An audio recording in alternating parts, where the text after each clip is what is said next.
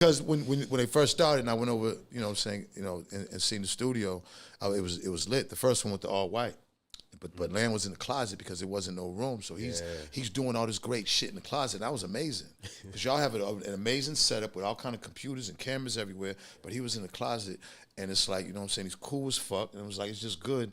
It's just see the progression, man. Like, you know what I'm saying, like, I'm proud of you. You know when he. So that's what I mean when I say out the closet. Yeah. When he literally, when he came out of the closet, I played some music. It was like, I'm sorry, mama. Oh man, I never meant to hurt you. I never meant to make you cry, but tonight I'm cleaning out my closet. You know what I mean? Shout out to Eminem, your boy. yeah. Skittles. Your motherfucking Skittles. boy. Skittles. From He ain't Eminem. If he's Eminem, he's not the yellow bag, because he ain't got no nuts. He got no nuts. So he got to be the brown bag. If he's Eminem, you know what I'm saying? Where I got him right now, I got him in the palm of my hand, Skittles. Yeah, because, you know, think about it, bro. Like, if you know, I'm a walking, living, breathing species of never give up, of never ever give up on yourself. Like, I don't give a fuck. Because I've been, you know, the Eminem thing, this shit's been 20 something years of hate, of interviews talking about it, of people in my, you know, on my 7, 8 Instagrams, because they knocked me down. And the reason they knocked me down is because it's always got so disrespectful that I would answer back, and I'd answer back more disrespectful like than, but then they would report me.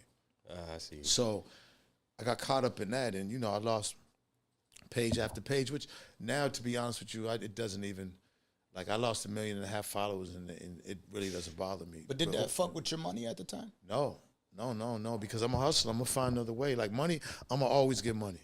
See, Zeno's always going to get money. Like, I'm a hustler. Like, you know, I was 5, 6 years old in the projects painting rocks, and then selling them to my mother, going door to door in the projects, selling them to my mother's friends and shit. And then I baked cakes like at 8 years old, and selling cakes to my family. And I had the lemonade stand. Sounds like He's still rapping, just so y'all know. Yeah. I used to He's paint talking rocks about the rocks and the sell cakes. rocks. I'm like, Yeah, I used mean, to bake it's the cakes truth though. I've and always sell had a hustler. My father was a hustler. My father was, you know what I'm saying, a mobster, you know what I'm saying? And everything that I learned from him was hustling. And then once he went to jail, and I had to hustle myself and get with other guys, and I started just hustling. I hustled for the shower posse for a long time. I was with them in Boston. Like, I was a young guy, and they took me in. And they were notorious, you know, Jamaican, big time steppers, you know what I'm saying? And back then I didn't know, but come to find out, like, you know, like, wow, these, you know what I'm saying? So, you know, their sons, they still got sons in Boston and kids in Boston, and I was able to talk to one, Gully Youth son. But yeah, I've been hustling, and then my father turned me on hustling with the mob, and then hustling with Irishmen, and, you know, like, I really was between my father, Jamaicans, myself, just the crew in Four Corners.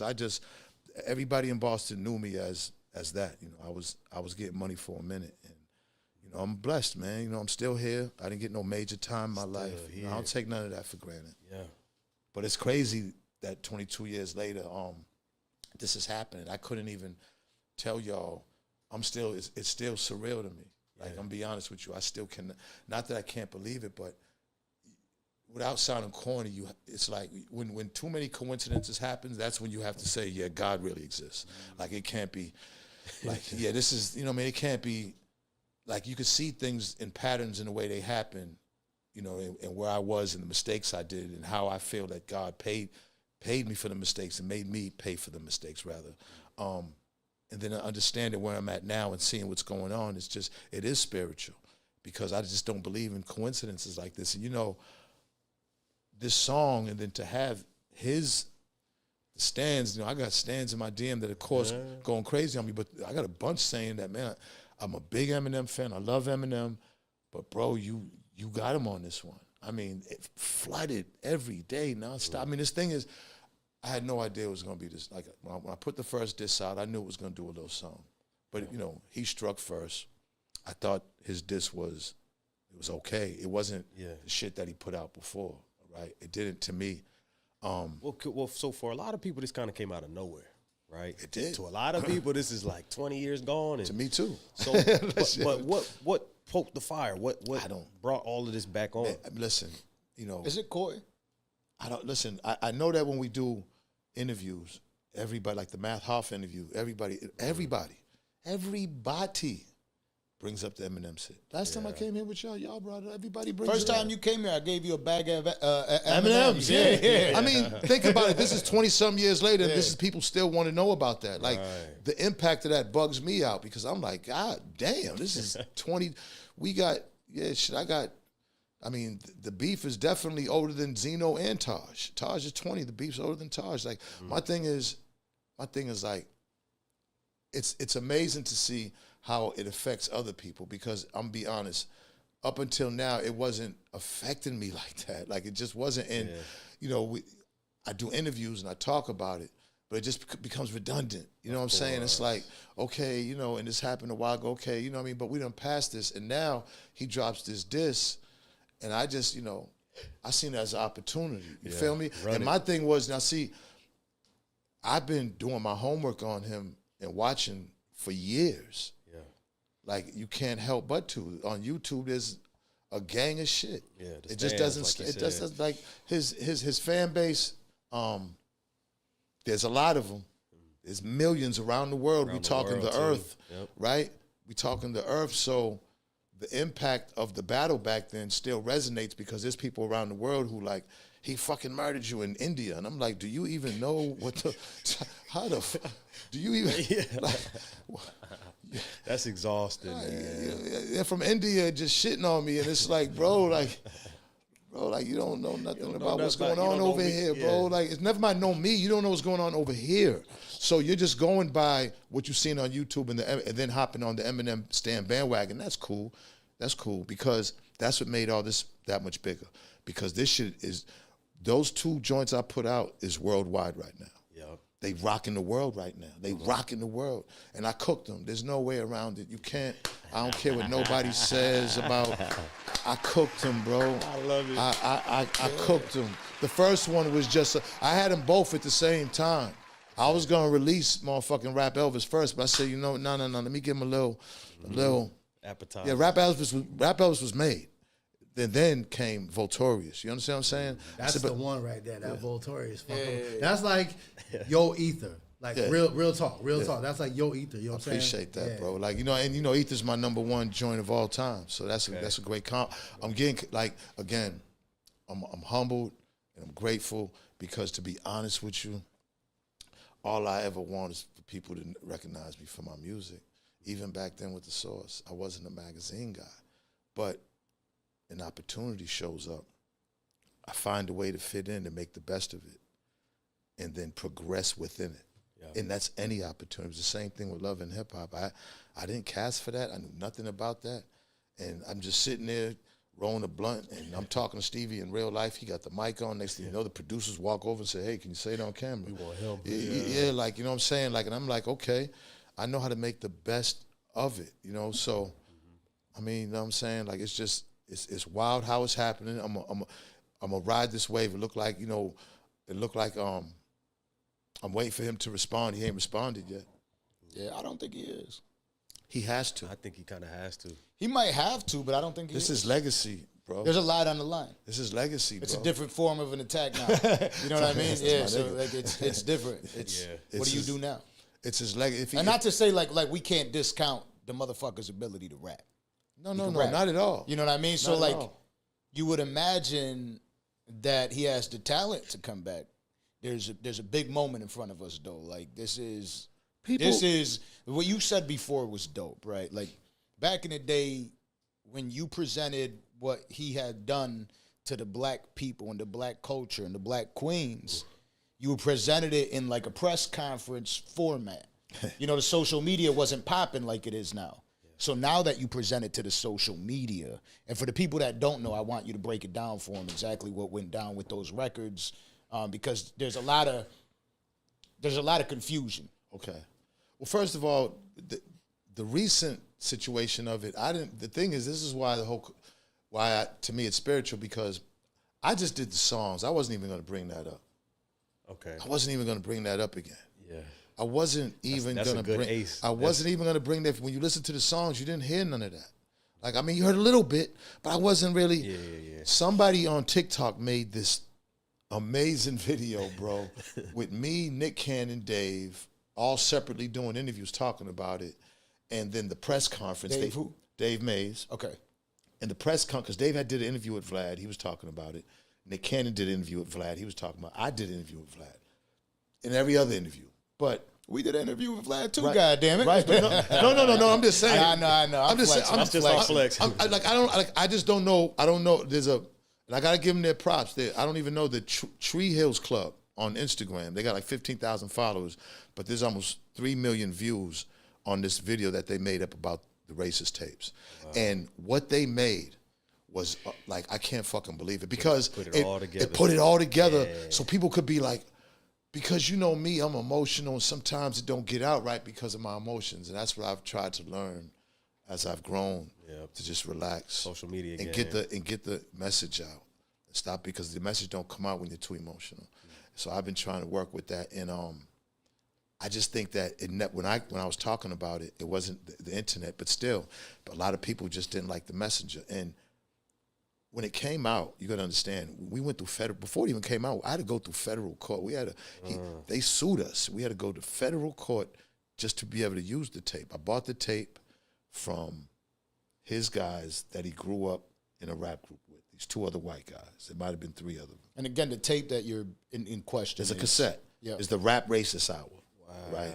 From that's what it was called. It was really called the Rap Racist Hour. That's see his guys. This is the thing. I want people to really understand because there's a lot of people that don't know. An entire generation has no idea what you're talking about. So I want you to break it down from scratch. So I was in Puerto Rico doing a movie with Ja Rule, and Dave called me from. This is in the middle of the beef. The dish has been dropped, and it's Dave called me from the office and said, "Yo, you need to get up here. These guys came from Detroit, and they got a cassette. You need to hear this, and they want to sell it to us." So I hopped on the next flight in the morning, and I got there. We met. They was in the office.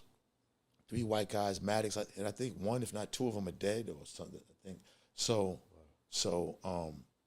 They evidently they've been trying to sell the cassette for over a year now. They went to Irv Gotti and Murder Inc. and $50,000 was the offer. So, they told Dave 50, and I was like, fuck out of here. Yeah. You're paying $50. You're lucky I just don't take it, you know what I'm saying? Right. For real, because that's what I was thinking, to be honest with you. But I was, I had money then, so it wasn't, I said, fuck it. And at the time we beefing, you know what I'm saying? It was only until I heard it that I was like, oh my God, I couldn't believe it. So we bought the tape for $15,000, put him up in a hotel, you know what I'm saying? Nice negotiation. That was the last I seen of him. But what they told us, I didn't speak too much with him because they didn't want to speak too much, but they did tell us. They said he used to like rap. They said he was out 2021. All right. They try to spin it like, he was 16 and he had a black girlfriend. And it's like, I'm like, listen, like, if y'all believe that, then it's like y'all are that stupid and gullible. Like, when you look at pictures of Eminem when he was 15 and 16, like Eminem was just a real corny kid who probably didn't even talk to girls. You could look at him. You could just see he was awkward.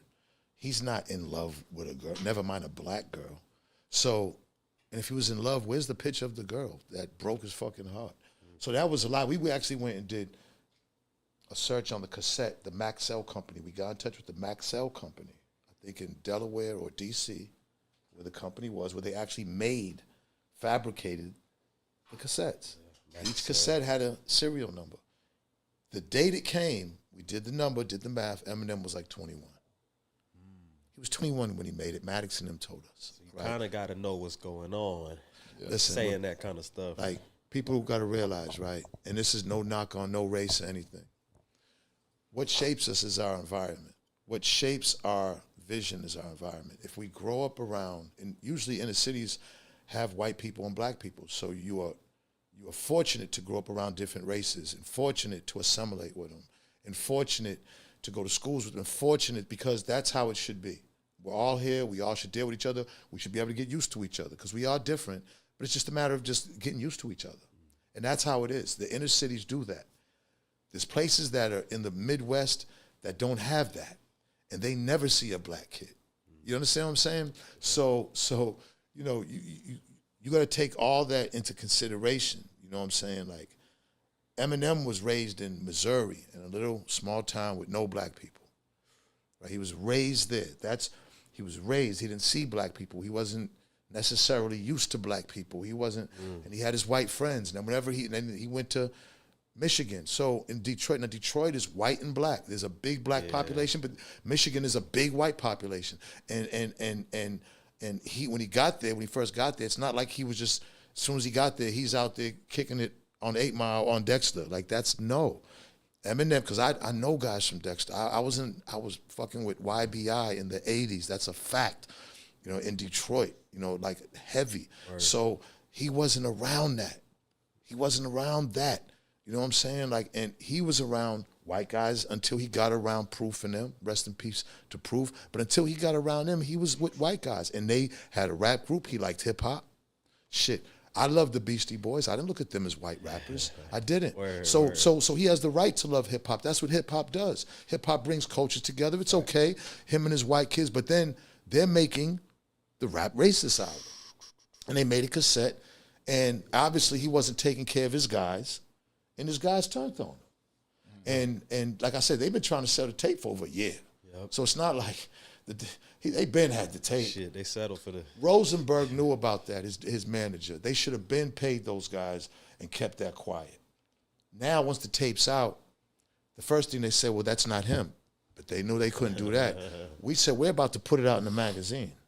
We're about to shrink wrap this motherfucking magazine with plastic, and we're about to put it out to everybody and show who he is, right? They sued us in a federal court. We had to go to court. You know what I'm saying? You know, we got to pay lawyers, you know what I'm saying? Yep. And we won the case. But the judge said you can only use 30 seconds of the cassette. The cassette was about close to an hour, maybe 50 minutes of just all kind of shit. He's using spare chucker, porch monkey, nigger, black bitch. I mean, the one that got out was Old Foolish Pride. That got out. Because that's, for some reason, we had recorded so reiterate, how much time of music? About 50 minutes of them, like they was freestyling and over beats and just, you know, rocking, just, you know, it sounds like they had like a little recorder and just, like having a session. When you say they, like, who was it? It was more than just Eminem? It was the two other guys. They had, well, 3 other guys. It was an all-white rap group. I forgot the name of them. Oh, so they outed themselves in the process. Or they weren't as racist as them. They was just, I mean, obviously they was, you know what I'm saying? Shit. They was in on you know what I'm saying? You know, but it's just a point of, look, he's not taking care. It looked like they didn't have no money. And it's like, yo, he's not looking out for us. We started with him. And that's what they were saying. They said Paul Rosenberg had a lot to do with that. They took him from them, you know, and he doesn't answer their calls. He doesn't do nothing for them. And they said, fuck that. They have to, in other words, they want to eat. They got to eat. Now I want people to realize that these are his guys, white, his friends. He grew up and left them motherfuckers hanging. So they bit. You know, that happened. A lot. We didn't know them motherfuckers from a can of paint. And they just showed up at the Source office one day. They read the Source magazine and they read the address and they just showed up in there. See, that's the thing about me. For years and years and years, the Source had an address. Yeah. So get your entries. For the world to know, the Source at Benzino's right up there on Park Avenue or on Houston Street. Word. There's an issue. Is that tape somewhere in the vault? In the safety tape, deposit? I think, you know, I ain't spoke to Dave in years. I think Dave might have a copy. I'm not sure. I know whoever got copies, because I think we did a few thousand of those, and we put 30 seconds in there where I just, like, edited it. I went in the studio and I edited it where it's like, nigger, funk, bitch, bitch. You know what I'm saying? It's not even, you know what I'm saying? But it's just all the worst shit that he's saying. But I'm sure somebody out there got that issue, and it'd be good that if they get in contact with you and send you a copy of it, because I don't even have a copy no more. You know what I'm saying? Yeah, should send it over. History. You know what I mean? Also, I would like to add, those 2 friends, nobody likes friends like those. I think they passed, you know what I'm saying? But I think they passed away. If not one of them, if not both, I think they passed away. Yeah, I don't know. Of disloyalty. I don't. Right, not to say, like, whatever they did, I don't know. They did a good deed for you, right? But at the end of the day, having friends like that is crazy. You know what I mean? Putting the bag out. Man, it depends on what happened. I've seen worse. Absolutely. I'm just saying. I'm just letting everybody know. The time we live in you can now. never trust who you're around, right? Exactly. You gotta. But it takes time. Yeah, but I was telling somebody this. take care of your people. Exactly. Yeah, but sometimes you can't take care of people too. Those two guys he could have. Shit, I had to take care of Army. I don't know about could have, but should have. No, but listen, Should have is a definite. You know what I mean? if they definitely should have. If they got chopped from 50 to 15, it wasn't being looked out for. They What settled. do you mean? They settled. Oh yeah, what I'm saying in that instance is what I always speak on, and it's about the relationships you have in business or anywhere, right? Like your friends. Everybody you got to be careful with what people look at you like for money. Clearly, Eminem was the talented one. Maybe they came up and they just weren't so talented, and maybe he had a conversation with them and they were like, "We don't give a fuck." You know what I mean? If you don't give us money, you know what I mean? He's probably like, "Well, I paid." You know what I mean? So like that's the tough part because we've had people over here that have I can business understand that. beef. You know what I'm saying? So I'm not defending him. I'm just saying that everybody needs to be. Yeah, well, he didn't give him enough. Yeah, how about hell that? He should have gave him more. They should have gave him some fucking recorded equipment or some shit so they could continue their hour. Hey man, listen. You know, I was surprised. Sounds like they had 10 minutes. I was surprised. I was like, okay, you know what I'm saying. And once we had it, we did a big press conference. I mean, there was like at least about 60 cameras in there. I said, damn, Dave, I couldn't believe it. It looked like, yeah, like it was the presidential press conference. draft Like, day, that shit like. was crazy. Yeah, right. It was crazy. And I spoke good that day. And the wildest shit that Crooked Eye was sitting right there. But it didn't hit. You heard what I just said though? Crooked Eye was Yeah, sitting like I heard right so, there. So he knows from day one type shit. Crooked Eye was sitting right there. And he's still signed to him with Slaughterhouse. Crooked, I had known Crooked, and I had because he was with Eastwood. And we had did songs together. Crooked's dope, and he had showed up at the Source magazine, and we was right in the middle of the M beef, and he knew what I was doing because you know the whole at that point. But he wasn't fucking with M at that time. I don't know, but I mean at that I guess not. If it's with me, shit, surely he's not. Right. Because I'm great. I mean he's not because at that point the Source turned into you know, like on draft, like in like the war room, like the war building. You know what I'm saying? Like that's where it was all being plotted and planned out. You know what I'm saying? It wasn't the Source magazine for those times. It was like there was Fort Zeno. You know what I'm saying? Yeah, like because it was crazy and like yeah, like Crooked. And then I said, yo, I'm about to go do this press conference and everything. He's like, Beckett, you know what I'm saying? And he came. You know what I'm saying? Then when I heard he was with Slaughterhouse, I was like, all right, you know, listen, opportunity is opportunity. I don't never hate on a black man's opportunity. Get your money, my G. Word. You still got the original tape? I don't. That's what I'm saying. If somebody's out there and hears this, I'm sure somebody got that magazine. They got Eminem with a black eye on it. And I think we gave him 2.5 mics on that issue. No, I'm talking about the actual recording, the whole, what's it called? I definitely don't. The Rap Racist Hour? I don't have nothing, man. I really don't. Like, it's like, with me, every like, it's just like anything old or what was, I'm on to the next shit.